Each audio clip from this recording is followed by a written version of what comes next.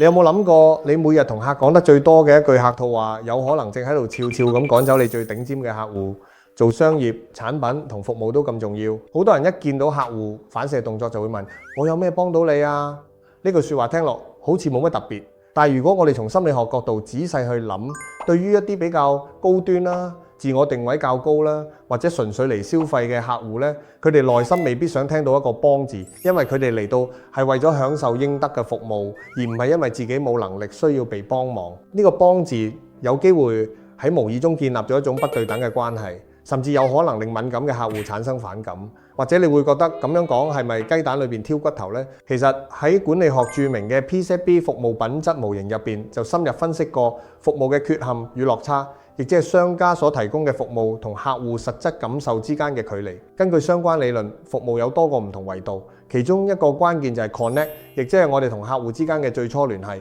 呢個開場白正正就係決定客戶第一印象嘅核心。如果最初嘅聯繫冇拿捏好，就有機會無形中拉大咗客戶期望與實際體驗之間嘅落差。咁樣呢句説話有機會點樣去優化呢？我哋或者可以嘗試將佢微調啦，譬如改為我有咩可以服務到大家啦。雖然聽上去好似將自己嘅姿態放低咗少少，但從高端客戶嘅角度出發，呢個有可能更符合佢哋作為消費者嘅心理定位。一句説話嘅微調有機會帶嚟完全唔同嘅服務感知。究竟一開口講我有咩幫到你，係一個好嘅開頭，定係一個潛在嘅服務缺陷？我喺度留個白俾大家自己去諗諗。